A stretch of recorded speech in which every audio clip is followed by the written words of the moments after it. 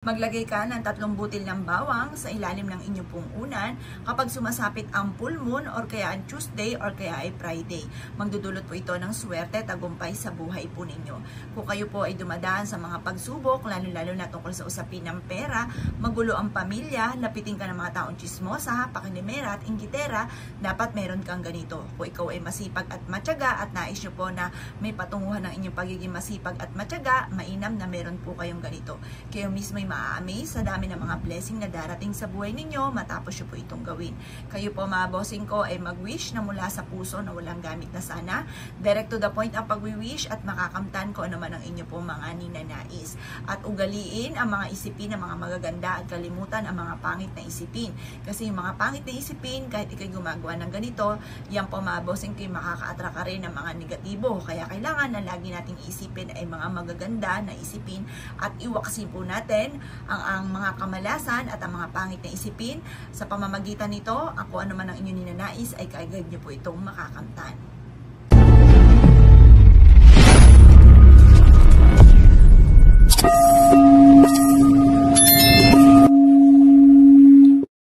Kayo po ay nalubog sa mga pagkakautang at ikaw po mga bossing ko ay laging tumataya pero lagi kang natatalo or kaya po ay napapansin po ninyo na kayo ay paborito ng kamalasan at ang dami mga pagsubok na dumarating sa inyo pong buhay, nagiging malapit ka sa mga taong chismos at pakialamera at sa mga taong inggitera at sa mga taong may masamang intention sa inyo ay mainam na subukan nyo po itong gawin. Ito po ang aking tuturo mga bossing ko, ang lahat ng aking mga pampaswerte ay ginagawa lamang po sa usapin ng Martes or kaya po ay Biyernes or kaya po pag sumasapit mga bossing ko ang full moon. Mainam mga bossing ko na mag-focus ka sa mga panalangin at ikaw ay maniwala sa lahat ng inyong mga kahilingan ay kaagad nyo itong makakamtan mga bossing. Basta kung ang problema po ninyo tungkol sa usapin ng pera, kailangan sipag at tiyaga at sabayan natin ng ganitong mga pamamaraan. Kung ang problema na may tungkol sa ating kalusugan mga bossing ko, mainam na mag-iingat tayo lagi sa ating mga kinakain or kaya po mga bossing ko iiwas tayo sa mga nakaka-stress na bagay. Kung ang problema na may away-away ang inyong pamilya, huwag kang makakalimot magdasal at humingi ng gabay at mabago ang takbo ng pamumuhay. Ako po may tuturo sa inyo na mainam na subukan nyo po itong gawin.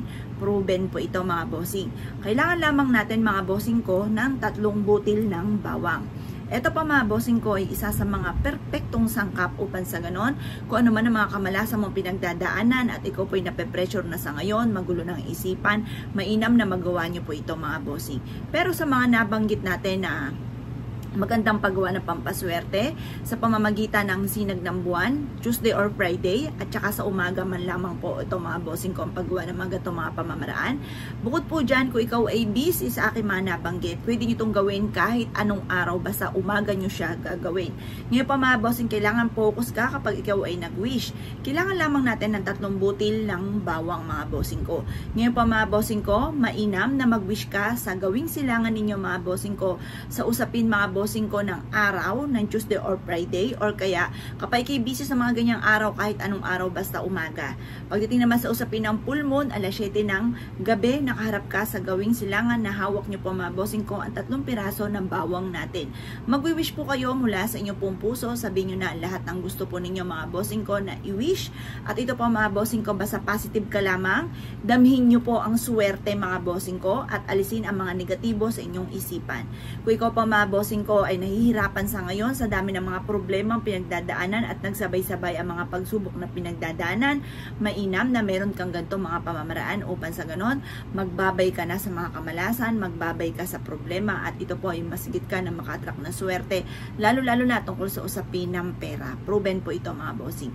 Ngayon pa mga bossing ko, ang gagawin nyo lamang mag-wish ka na walang gamit na sana, direct to the point. Sabihin nyo po sa pamamagitan ng pampaswerteng ito ay makakamit ko lahat ng aking mga pinapangarap, siksik-liglig at umaapaw, maraming blessing ang darating sa akin at kailanman ay hindi na ako mamumblema tungkol sa usapin ng pera. Lahat ng aking mga ninanais ay kaagad ko itong makakamtan ng walang kahirap-hirap. Ganun po mga bossing. Yung po mga bossing ko salitain po natin na maka-attract tayo ng swerte ng walang kahirap-hirap. Pero syempre mga bossing ko, lagi nyo tatandaan, sipag, tiyaga at talaga namang kailangan focus ka hanggat hindi nyo nakakamit ang inyong mga pinapangarap. Kayod.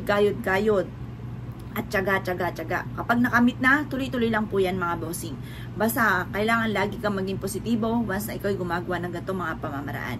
Ngayon pa mga bossing, kapag may pumasok sa inyong isipan ng mga negatibo, pasok dito, lampas doon, huwag nyong kikimkimin, huwag nyong isa sa isip ang mga negatibo. Kasi hindi po yung nakakatulong para kayo po yung maging matagumpay. Kung naniniwala ka sa mga ganitong mga pamamaraan, focus ka lamang at maging determinado sa mga pinapangarap po ninyo.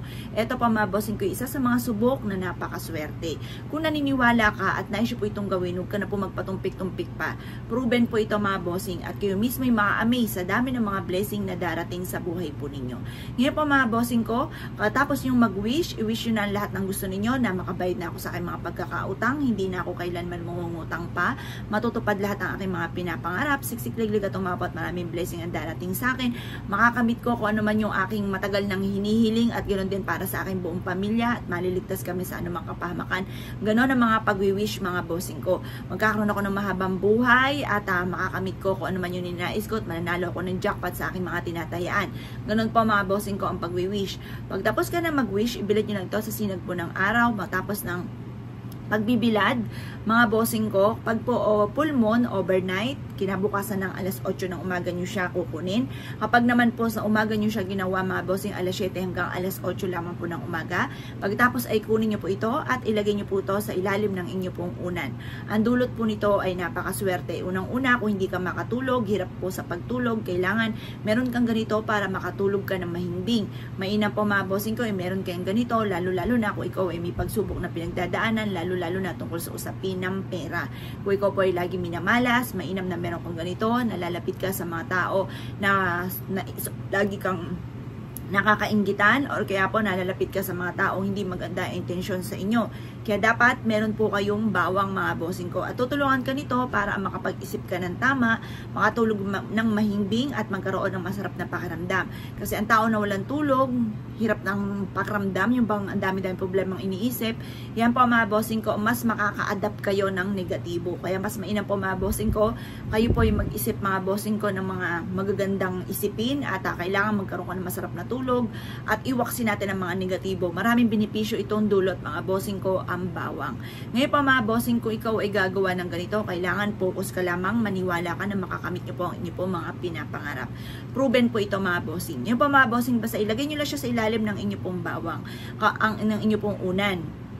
Pwede rin naman sa lahat ng unan ng inyong anak, ng inyong mister, ng inyong misis. Ayan po mga bossing, maglagay ko kahit isang butil.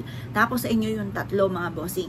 Ngayon pa mga bossing ko, pisil-pisilin nyo po yan kasi natutuyo po ang bawang. Ang bawang, once na natuyo na, itatapon nyo na po yan kasi marami na siyang mga nahigop na negatibong enerhiya. Hindi na po maganda po yun. Kaya dapat po mga bossing ko, lagi nyo chinecheck ang bawang kung ito po mga bossing ko ay malambot na. Kapag malambot na, tapon nyo na. Kasi hindi na yan hihigop ng mga negatibo dahil marami na siya nahigop at maaaring magdulot pa ito ng kalungkutan kasi yung mga tuyo na, maging mga dahon, nagdudulot po yan ng kalungkutan. Kaya dapat laging kapag po natutuyo na, itinatapon na, ginugupit na, yung mga ganun mga bossing at itinatapon nyo na. At palitan nyo muli ng panibago mga bossing. Kaya kung ikinaniwala at nais po itong gawin, huwag ka na magpatumpik-tumpik pa, subukan nyo po ito, proven po ito, at kayo mismo may maa-amaze sa dami ng mga blessing na darating sa buhay po ninyo.